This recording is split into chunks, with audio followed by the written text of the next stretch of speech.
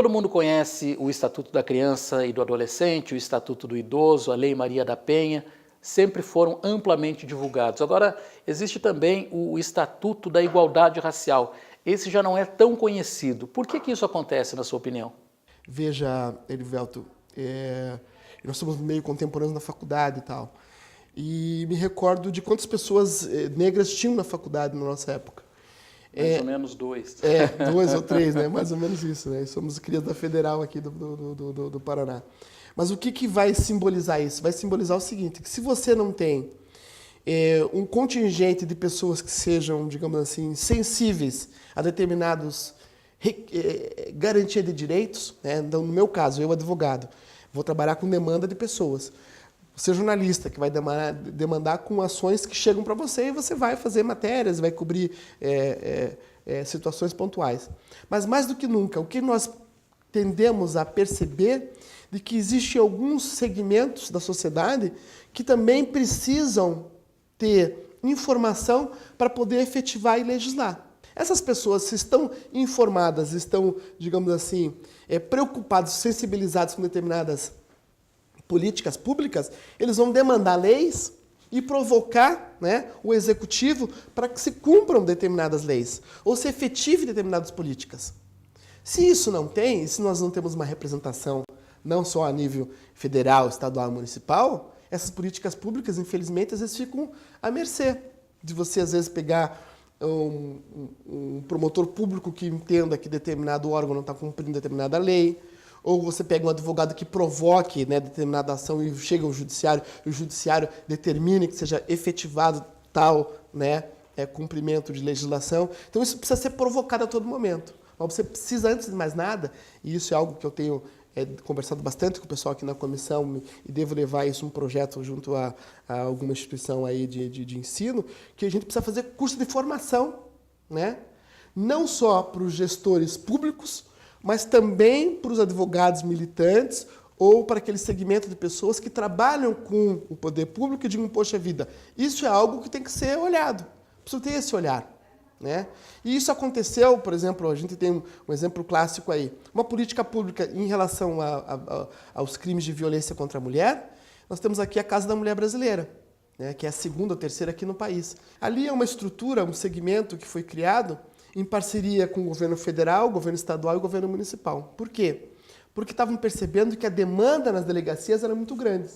E essas demandas eram muito grandes e o Estado não estava tendo uma resposta efetiva. E aí nós fizemos uma conversa com a Guarda Municipal e foi criada uma guarda para proteger e garantir os direitos da Lei de Maria da Penha. Era a Guarda da Maria da Penha. E o que isso foi importante, especificamente em relação à violência contra a mulher?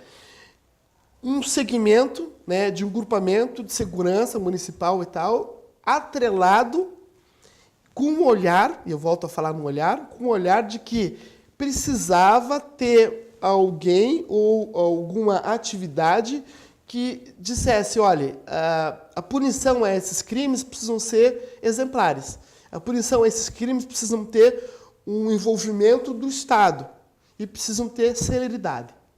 Uma das coisas que o Brasil peca e uma grande demanda que existe em relação a essa questão do judiciário é a celeridade. Então você precisa ter celeridade. Então, com a criação dessa Casa da Mulher Brasileira, o que aconteceu? Estou dando um exemplo, né, porque para dizer como é que funciona e como é que tem que funcionar em alguns casos. Chega um caso, especificamente, de violação de direitos ou de crime contra a mulher. A pessoa é recebida, né, ela já formaliza uma ocorrência, já existe um promotor que está lá vinculado à vara de proteção, a um juizado, que se tiver que dar uma medida protetiva, vai dar uma medida protetiva, já vai acionar. Se a vítima se sentir ultrajada ou se sentir constrangida, já vai acionar. A polícia já é acionada, a delegacia já é acionada, o cidadão já vai ser intimado, se for o caso já pode ser preso. Então a celeridade é importante. Então, se fizermos uma analogia em relação aos crimes de discriminação racial ou algum outro tipo de crime, essa celeridade, essa informação precisa acontecer.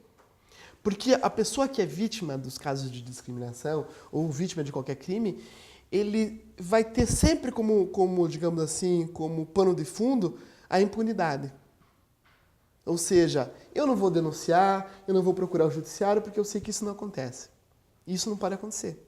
E pior que está certo, né? Porque Né? demora mesmo. Exatamente. Então, essa demora é algo que frustra. Essa frustração é algo que nós, advogados, quando atuamos, precisamos fazer com que rapidamente isso, né, se cumpra. Não quero dizer que a punição propriamente dita, mas pelo menos você ter o processo instaurado, né, a resposta imediata, e aí se cumprir o devido processo legal. As audiências, né, ouvir as outras partes, etc, etc. Isso é o devido processo legal. Agora, a impunidade, né, o arquivamento, isso é que não pode acontecer. Isso frustra qualquer um e isso deixa, digamos assim, em descrédito, né, algumas instituições que são fundamentais aí para a estrutura do regime democrático. E o judiciário é uma estrutura fundamental. Para a gente encerrar, onde é que o senhor colocaria o Brasil num ranking mundial entre os grandes países? O Brasil está no topo, está no meio ou está no fim dessa lista em relação aos direitos humanos? Infelizmente, Erivelton, eu gostaria de dizer isso, mas tendo em vista o que a gente percebe aí no nosso dia a dia, o Brasil ainda deixa a desejar. Eu acho que está lá embaixo, né? Está no ranking. O próprio IDH, eu acho que o IDH do Brasil, em relação à população, né? A sua grande maioria da população, eu não sei exatamente qual que é o ranking, mas é lá embaixo. Eu diria que o IDH do Brasil em relação aos direitos humanos também. Infelizmente, nós estamos lá embaixo mesmo, comparáveis aí a países que estão em guerra, em conflito, guerra civil, etc, etc, por uma questão de humanidade. Eu acho que no século XXI que tem que se pensar, e esse é algo que a gente trabalha aqui na Ordem, nas comissões, e trabalha levando, né, para os clientes, para os alunos e tal, é a preocupação que o Estado tem que ter e que nós temos que ter em relação ao outro. Né? Você usar e você se deparar com pessoas. E aí a gente possa encerrar usando um pouco da Hannah Arendt, quer dizer, você não pode nunca admitir que as pessoas sejam descartáveis. Né? A descartabilidade das pessoas, você deixar as pessoas em segundo plano, né?